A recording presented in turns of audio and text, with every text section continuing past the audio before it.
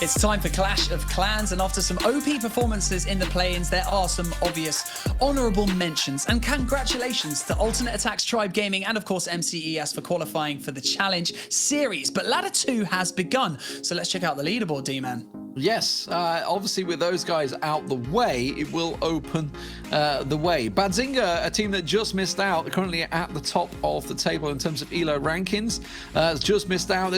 Honestly, we could talk about a number of these teams that just missed out. Silent Snipers were in the play-ins, looked very good throughout the play-ins. Certainly a team that will be there or thereabouts challenging for that #1 spot. One Hive, that's another team that were doing so well throughout the ladder. But as we got into week 4, they just dropped out of that top 9 position. That's where you need to be by the end of this in week 4 of ladder 2. It gets quite tactical, doesn't it, towards the end? You know, after week 4, everyone's kind of methodically choosing, shall we attack? You know, we run the risk of losing points, but also do we need the extra points to stay in the top 9? I mean, that's the difficulty. But we've also got Nolex and Carnage Gaming and Inquisition in the top 16, as well as Benelux and Underdogs as well, who was also another clan that did extremely well. So, I mean, like you've already mentioned, D-Man, there's so many clans that are worth mentioning because they're playing so well. Dark Unicorns have slipped down a little bit, but they haven't played too many wars as of yet. But we will be catching a glimpse of one of their wars a little bit later on in the show. But we're going to kick things off with Silent Snipers, if you've already mentioned, because their first few attacks, which they are 4th right now, and against 6th Titan Esports, and they're going to be battling it out right here for 21 ladder points. First up, we've got Wolf Shares from Silent Snipers, D-Man. Yeah, it's interesting to see how the defensive bases go. Obviously, during the play-ins, we saw the ring base being very, very successful. Somewhat surprised us all the way, but no ring bases today, thankfully. It is going to be a start for Wolf here. Silent Snipers, as we sort of talked about, did very well throughout, got to the winner bracket semi-finals, did really well. There's the Earthquake coming down, so obviously the Town Hall being that focus at the moment as the invisibility working well. And it's going to be the Town Hall down.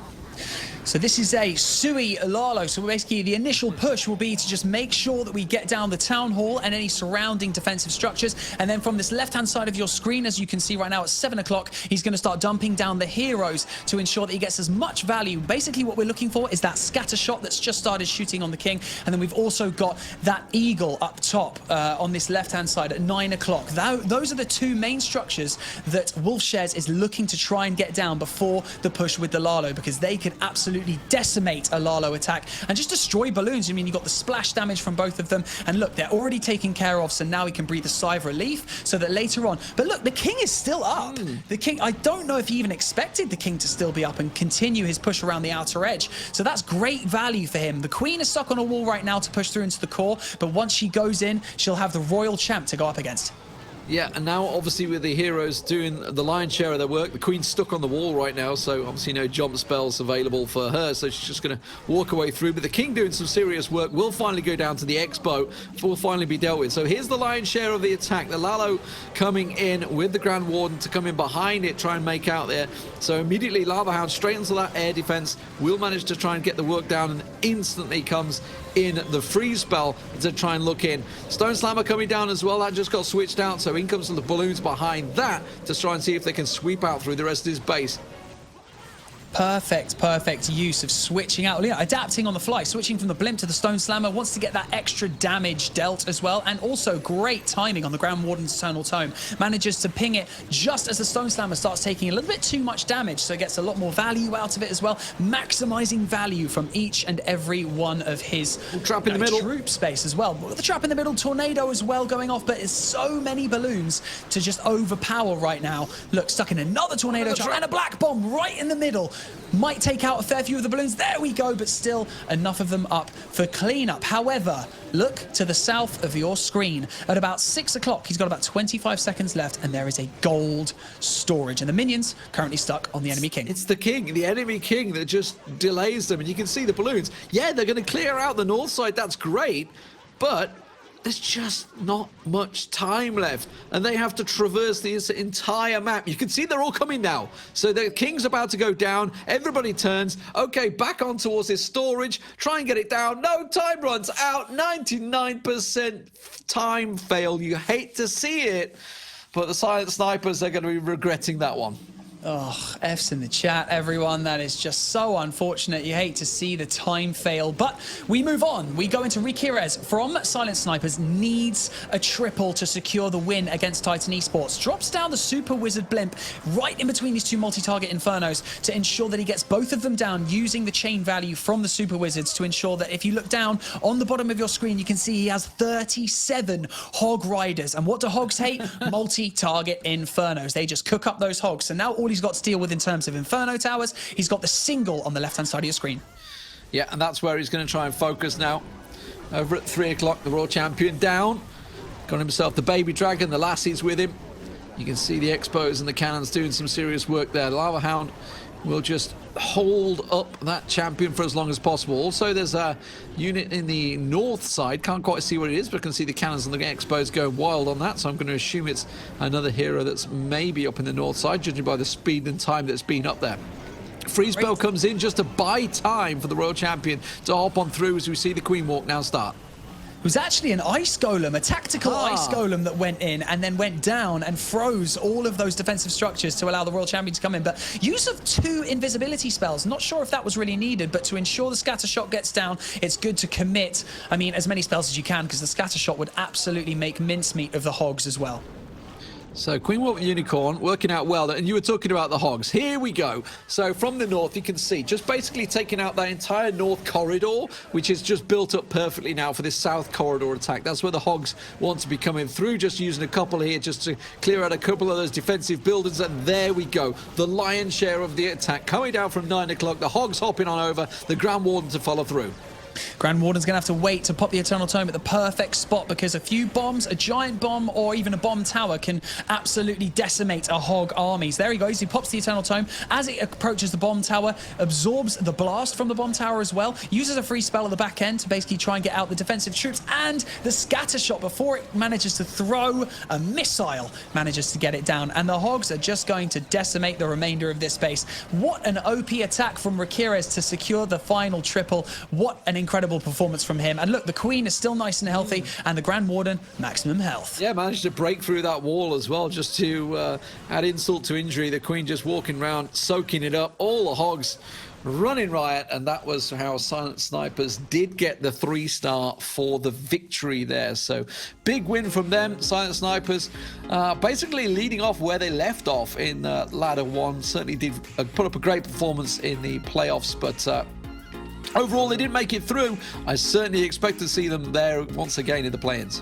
Well, Silent Snipers currently sitting at 9-3, so some really impressive wars that they've had so far, but obviously still not impenetrable, as we may be about to witness, because Dark Unicorns went up against Silent Snipers. We talked about Dark Unicorns slightly lower down in the ladder than they want to be right now, but first off, we're going to kick off with Chasso from Dark Unicorns to see if they can, well, see if he can get his first triple. But we got the sneaky goblins coming out of the blimp to just ensure that he gets the town hall down.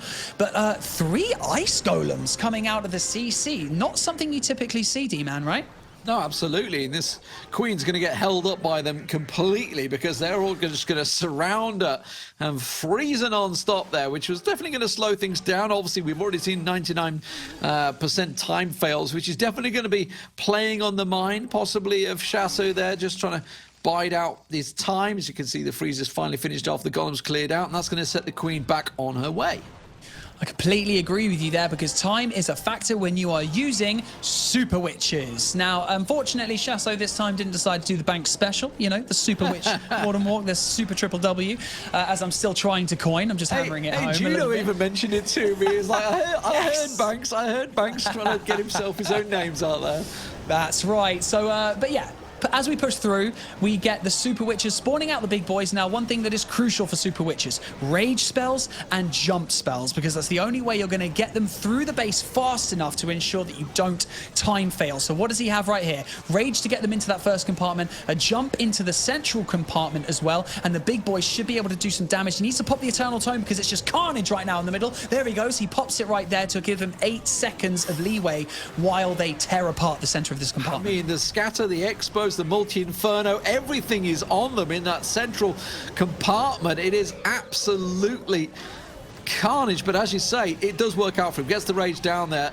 Using that eternal time perfectly timed there, but oh, triggering the bombs as well. That's going to catch out some of the healers that were trying to follow through. There's some more, but the healers just about survive. I don't think he lost any within that. The Eagle Artillery, though, is still popping off. I feel the Royal Champion really wanted to get on that a little bit quicker than it has, and you can see it's really maybe costing them a little bit. Finally, we'll get that Eagle Artillery finish off, and once again, invisibility just to buy a little bit of time for those Super Witches. Luckily, the Super Witches and the big boys deal out so much damage because they were stuck on that wall for a while with a multi-target Inferno just burning down on them. However, the fact that they managed to stay within the Grand Warden's aura manages to keep their health nice and buffed up. Now, it may be minimal, but it makes all the difference at this level. You need to use everything to your advantage. And the Royal Champion has basically charged across this entire base right the way to the end. What an OP walk from the Royal Champion. It's a good job because he's going to be the one that will finish things off in the end. Everybody else stuck at the wall, and the Royal Champion, as you say, came in from 3 o'clock, ended all the way over at 6 o'clock, covered the whole base. So great start for Dark Unicorns.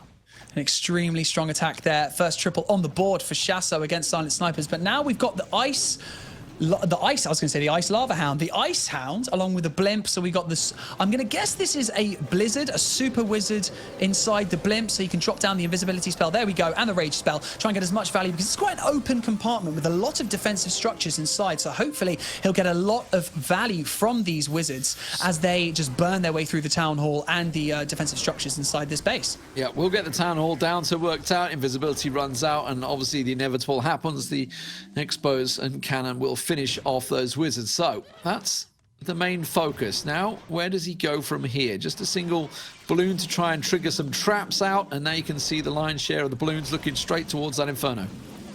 So we've got 2 dragons either side of these loons. That's basically to help funnel the balloons as they push in. Use the bat spell very cleverly to keep the single Inferno distracted as the loons approached it, because the single would have just burned through those balloons. Finds a tornado trap nice and early, which may look bad, but actually it's really good to identify something like a tornado trap early on in your attack. Now the Grand Warden comes with the dragons and the loons from 8 o'clock. This is the main sweep of the attack with that corner worked out. It's just going to sweep around almost an L shape effectively, or more of a curve, a C shape effectively, just to sweep around this base to see how it works out. The Eagle Artillery still popping off. Keep your eye on that. Just going to get the Eternal Tome just about in time to try and keep things going. The freeze will go down there. Now we can see down the south side, you also have the King and Queen starting to work around those heroes, doing what they can to draw the attention. The freeze spell just being used for that as the multi-Inferno gets focused in the middle. It's funny, the base of this attack, the main meat of this attack, is all these dragons in the center of the base. And it's funny how he's basically using the Queen and the King for cleanup. Yeah. The Queen are rotating, around the outside of the base as the dragons just charge their way through the middle with the Grand Warden, which is working out really nicely. He just needs to get this Eagle down. Here we go. The King is on the Eagle. He should get it down nice and quickly, because the Eagle will just rain fire on the dragons. It's very interesting because obviously, you know, ordinarily in an attack, you're generally told go for that Eagle Artillery as quick as you can. And that's obviously why we're seeing all these Teslas set up over on the right-hand side, because that's where he was assuming the attack would begin, but actually chose to go the complete opposite, leaving it almost to the last here. And you can see cleanup will happen, and a very strong attack from Wilshire's. No 99% time fail this time for him. Nice. He still had 3 heroes up, I think, at the end there. He just used the Royal Champion Seeking Shield to take down the last three buildings, which is extremely OP. Nicely done. But once again, here we go. Eve Timo to close out the war for Dark Unicorns. Going to get this triple if he can, using the Blimp. He's using the Lava Hound for tanking for the Blimp. As the Blimp pushes over towards the Scatter Shot, drops it. Here we go. Invisibility spell, Rage spell. The Blizzard is in full effect, T-Man. Yeah, just I guess a slight alternative to the ring defense here. It's almost a ring, right? It's kind of like concentric shapes, very pleasant on the eye. No doubt about it there. But obviously the invisibility working out well, so things starting out well. But the King and Yak, along with the Prince, I was about to say the Prince. This is Clash Royale getting involved in my head there. That's what you get. It's what you get for doing 5 games at once. But yeah, the Queen coming down with the Unicorn on the south side at 6 o'clock as well. It's going to work the way around. The free spell goes down. The King going to be leading the charge and tanking the damage. Yeah, Royal Champion on the far right-hand side as well, just slowly picking off all these little defensive structures and taking out the enemy heroes. She's going to push her way in. It's basically, are you going to be able to get towards the Town Hall using the King, the Queen, and the Royal Champ and take it out as much as you can? Watch the Royal Champion seeking shield on this right-hand side with the Builder Huts. In 3, in 2, in 1. Please say I've timed it correctly. And throw. Boom!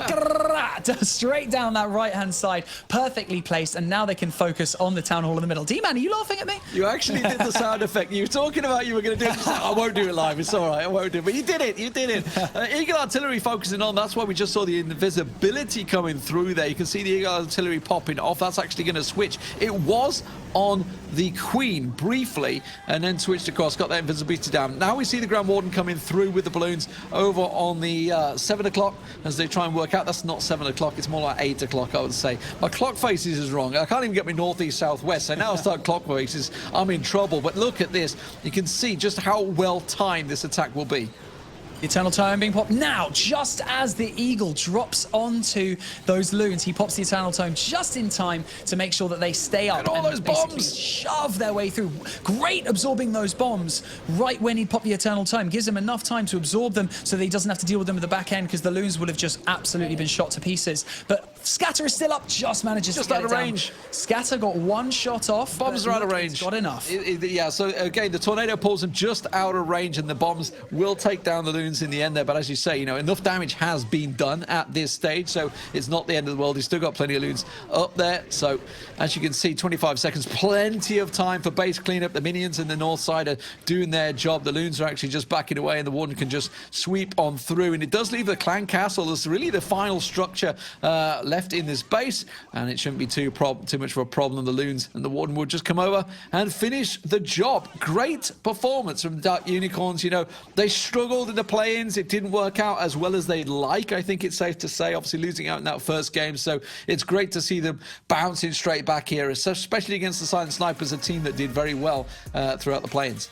Yeah, 100%. I mean, Dark Unicorns obviously didn't get off to the start that they would have liked, but however, it's getting that amount of points and also taking out a team or just defeating a team in the first week of Ladder 2 that has such a great amount of stature and respect within the community is definitely a good confidence boost for them going into week 2 of the second ladder. But some brilliant wars to kick off the second ladder, as we've already mentioned, and I'm sure the leaderboard is going to have some fresh faces next week. But don't forget, you can still sign up for the ESL Mobile Open. Just put ! sign up in the chat. Follow all of the instructions and you and your clan could be on the road to victory and the prize pool at the end of the road. Now, D-Man, we always have this discussion as we close out the show. What has been a highlight for you this week? Oh, I would say Dirtblight's attack possibly in Clash Royale. And I also want to see, just to throw it out there, for Brawl Stars and Clash of Clans, obviously we know we're going to have those play-ins. I want to see teams not leaving it till the last minute. We saw so many teams missing out in that final week of just before play-ins and just burning through those games. Some teams just spun out, obviously coming up against alternate ATACs, and they lost out there for some of the teams. And obviously I want to see them really putting the pressure in. I want to see a lot of games coming out in week 2 and 3 here. It's also great to see some high kill games coming out of PUBG as well. People really scraping the barrel to try and get as many kills as they can and the high position points to try and knock the top dogs off that leaderboard. So with that, the first week of the second ladder is complete. The best thing our competitors can do is just forget about ladder 1 and just refocus and restructure and re-strategize for the upcoming weeks leading up to their second round of play-ins. So thank you so much to my co-host D-Man for all of your hard work, and thank you so much to the ESL production team for everything that you have done so far for this show. It's been truly amazing. My name is Banks, and I'll see you next time. Thank you very much for watching the ESL Mobile Open recap. There's so much that happens throughout all 5 games, all across the ladders, and then moving into the play-ins. Feel free to hit that like and subscribe to keep up to date with all the action as and when it happens. See you next time.